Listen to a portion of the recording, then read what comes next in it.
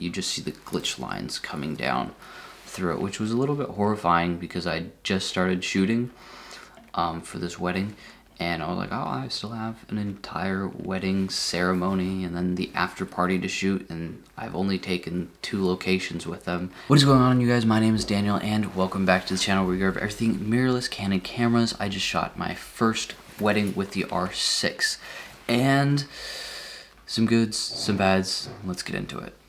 Let's start off with the first good, is that the Canon R6 has a awesome silent shutter. This was also a feature on the R and will also be a feature on the R5, but it was awesome to use that during the ceremony to be completely quiet, and my ankles that have like scar tissue around them that click were much louder than the camera's operations, which was really nice. Number 2, SD cards and batteries. Personally, I didn't bring enough of them, and so I had a little bit of problems there, but with the SD cards, there's a huge buffer on it, so even when I had to pull out on the R6, there's a huge buffer, so when I pulled out the lesser of my SD cards and threw it in there, it has about an 86 photo buffer that it allows for you to take photos with, and until that gets filled up, then it has to write them to the card, and then it'll show you how many it has, and I think it did a really good job dealing with a lesser SD card. Number 2, the battery life was much better, I think, than on the, and I didn't use any of the power saving mode, so I imagine it would be much higher, but I can get around in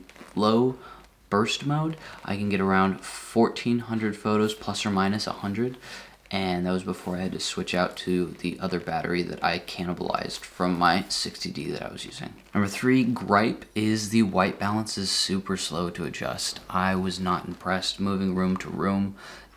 I'd go from one room with tungsten lights into another room with less tungsten lights, and it would take about 7 to 8 photos before the white balance would actually shift over into what I think it should have been. This can be that it's just hasn't been optimized yet in the R6, but I was a little bit disappointed that it took so long for the auto white balance to recorrect for the new situation, because I'm not going to be setting the white balance every room I'm running into. I never had this problem with the R, but the R was also on its 6th update when I began using it. Number 4, I did not enjoy using a flash with the R6. There's something with the light and it being a warm profile, and I just didn't enjoy using it. And so in the future, hopefully, either I as a photographer or Canon as their updates happen will make that better. But I wasn't terribly impressed using the flash with the, and it was also a little bit to do with the room, but I would have wished the color coming out of it, once again, this warm color that's coming out of the R6. Number 5, and literally a glitch. So while I was shooting the wedding on burst mode, what it would do is the viewfinder would literally glitch out and stop taking photos. So the entire viewfinder would just glitch away like almost something out of a horror scene.